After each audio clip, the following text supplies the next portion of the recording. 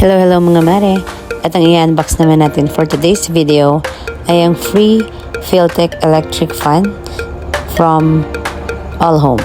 Nakuha namin ito ng free dahil bumili kami ng split type na aircon, higher ang brand, doon mismo sa All Home. Nabudol nga kami dahil ang plana namin ay window type lang na aircon. Kaso sale siya, tapos may free pang stand fan. So na-grab na namin. Diba sa dami ng araw na pupunta ka dito, kung bakit sa araw na pumunta kami siya, last day sale ng aircon na yan. Kaya na-grab na talaga namin. From 34,000 to 18,000 na lang.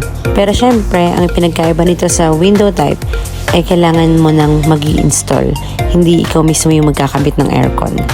Maliban na lang kung marunong ka or may expertise ka sa pagkakabit or pag-i-install ng split type aircon.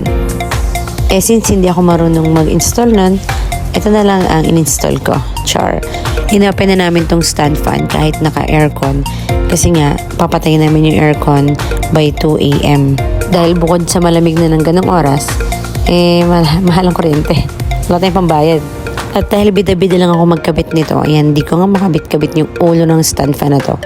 So, tumawag na ako ng tulong. Babe, gising. Kabit mo to. Tiyarahan, umaandar na siya. So, it's already 3 o'clock. So, patayin na po natin ang aircon dahil bubuksan na natin ang stand fan. Goodbye!